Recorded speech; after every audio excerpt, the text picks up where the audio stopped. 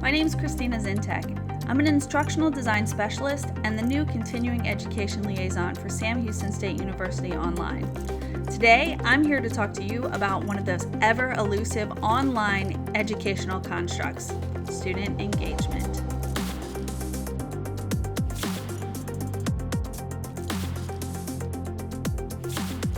One of the first issues we encounter with student engagement is the actual definition itself.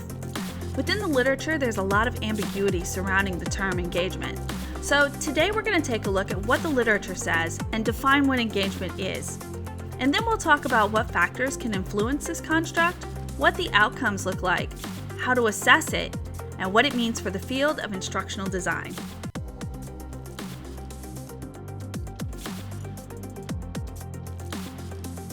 If we look at the literal definition of engagement, it centers on the level of participation and commitment. In fact, many teachers would describe student engagement as the student's participation or interest in a lesson. And while these are certainly measures that we look for, the research demonstrates how much more complicated engagement truly is. Engagement has actually been measured by three traditional norms: behavioral engagement, which focuses on student participation and behavior; emotional engagement, which is the students' positive and negative reactions to their school environment; and finally, cognitive engagement, or investment in the learning and the willingness to exert the effort. So that means we're working with three different subdomains, and each one of those has their own set of qualitative differences that we have to measure. Behavioral engagement can actually range from just doing the work and following the rules to participating in student council or some other organization. Emotional engagement can range from just, I like my institution, to this deep value or identification with the institution. And cognitive engagement ranges from just simple memorization to self-regulated learning strategies. So engagement can vary in intensity and duration, and it can be short-term or situation-specific, or it can be long-term and stable. All of these measures make the concept of engagement even more complicated. In a moment, we'll take a look at all the ways to measure the subdomains of engagement, but before we start, let's talk about why it's so important. Frederick, Bloomfield, and Paris found that it's reasonable to assume that engagement, once established, builds on itself, thereby contributing to increased improvements in more distal outcomes for interest. Engagement is regarded as an integral part of educational experience. Not only is it an important piece of student success and retention, but it's also been found to be an antidote to student alienation and negative educational experiences.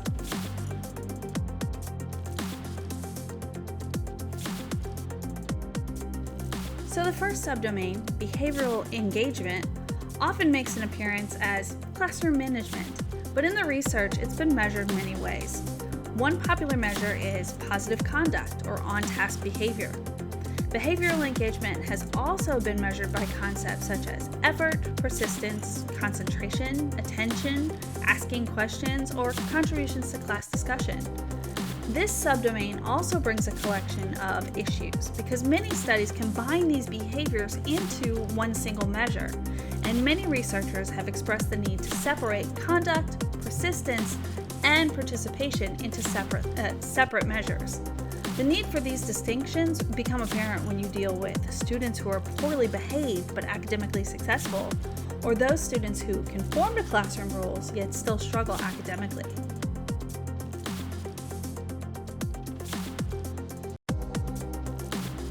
So how do you assess behavioral engagement? Well, if you were thinking in terms of conduct, then you might see how a student complies with school rules, or maybe completion of homework. Some researchers have gone the opposite route and looked for negative behaviors as a measure in both the classroom and school levels, such as absences, tardiness, fighting or getting in trouble, or interrupting other students while they're trying to work. If you're looking to assess work-related behaviors, then consider scales for effort, attention, or persistence. And in terms of participatory behaviors, surveys about student participation in class discussions or extracurricular activities might be helpful. Some researchers have actually used observation techniques to observe behaviors like student attentiveness, doing assigned work, or showing enthusiasm. But this method of assessment may not be truly indicative of student engagement, because even though a student may appear to be off task, they might be highly engaged, and others who appear to be on task may not be paying attention at all.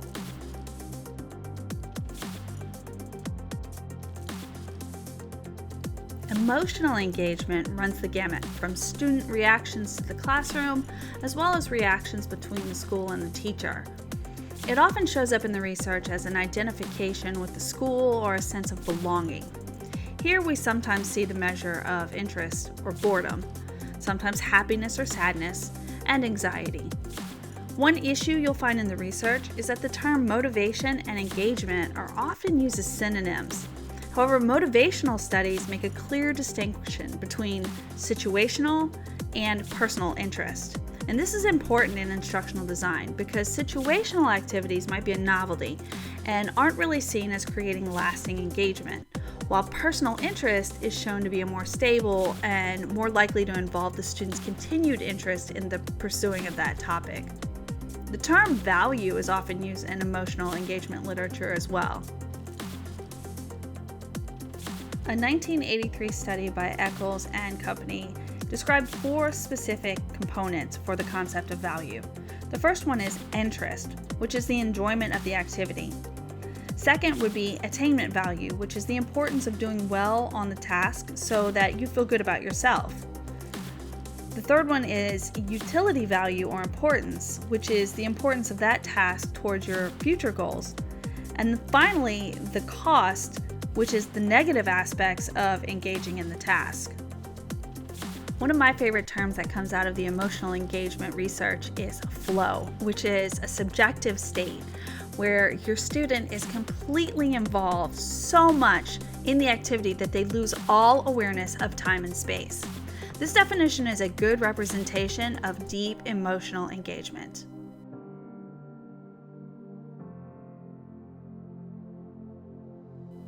Assessing emotional engagement is a bit more of a challenge. Most of the research shows surveys or other self-reporting measures. You have to try to avoid the pitfalls of combining those behavioral and emotional engagement behaviors into the same scale. It's also important to specify the source of the emotion. Students may self-report that they're happy, but do you know what the source of that happiness is? Did they come in happy, or did the activity make them happy? You have to be very specific.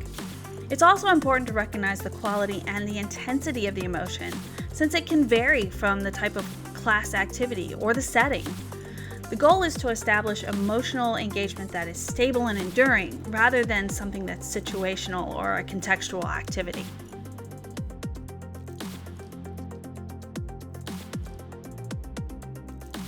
Cognitive engagement is probably the most recognizable of the desired engagement behaviors. It's been defined as a psychological investment in learning, a desire to go beyond the requirements, or a preference for a challenge. It is the desire to learn and the self-regulating behaviors that are associated with it. Cognitive engagement involves the student use of metacognitive strategies to evaluate their own cognition. They're actively thinking about their thinking and how to make it better. It's important to make the distinction in the term effort here, because effort is commonly used with behavioral engagement, where effort in cognitive engagement is more of a psychological process. It's going beyond the requirements, establishing additional mental effort.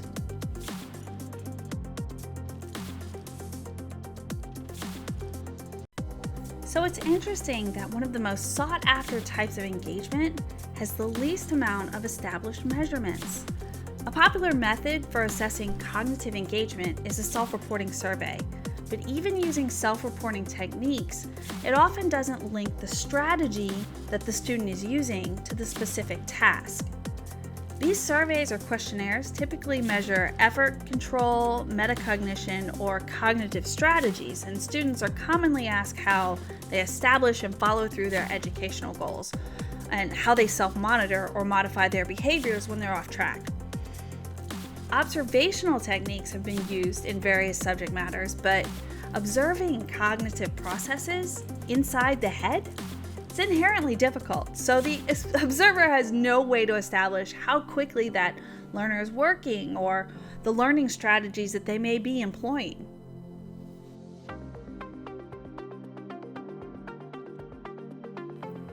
So what does this mean to an instructional designer? How do you design instruction that inspires a student to go above and beyond?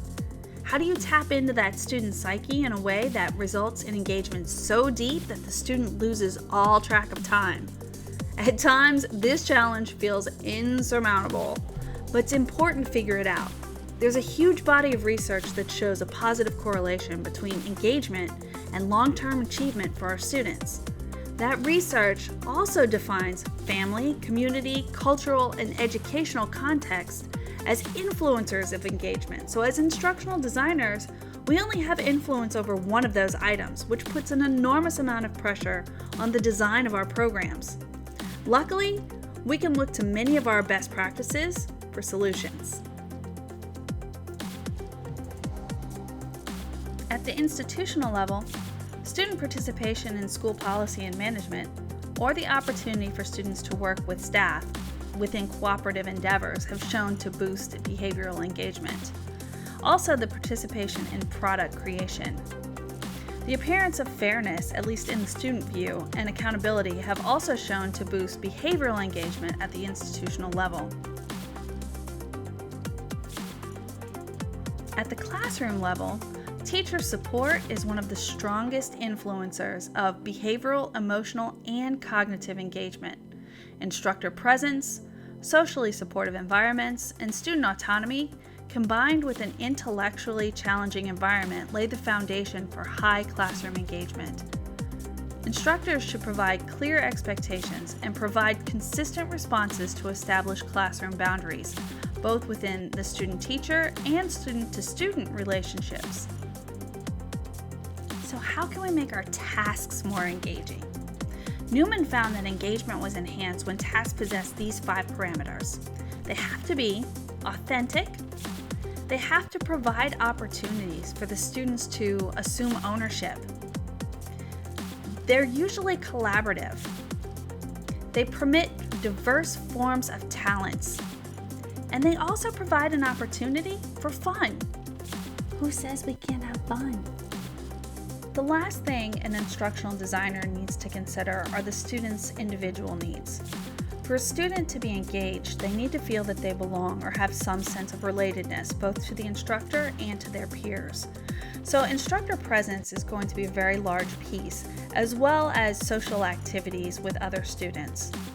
They also need to have a sense of autonomy or the desire to feel that they're doing something because they want to and not just because they have to. So student choice is an ideal solution for assessments or activities whenever you can possibly work those in. And finally, the student needs to feel competent, because if they don't, they're going to disengage from the course. If you've ever felt that student engagement was a difficult concept to wrap your head around, I hope this video gave you some clarity. The ambiguity in the terms combined with the abstract concepts of engagement make it really difficult to pin down. However, the result of positive student engagement, whether that's behavioral, emotional, or cognitive, have concrete, measurable outcomes for our students. As instructional designers, we already have the tools and the knowledge to create engaging activities for our students, but it's important to recognize that we're only a small piece of a larger puzzle. So it's equally important that you advocate for your students throughout the design process so that they can achieve the results that we know they can attain. Thanks for watching.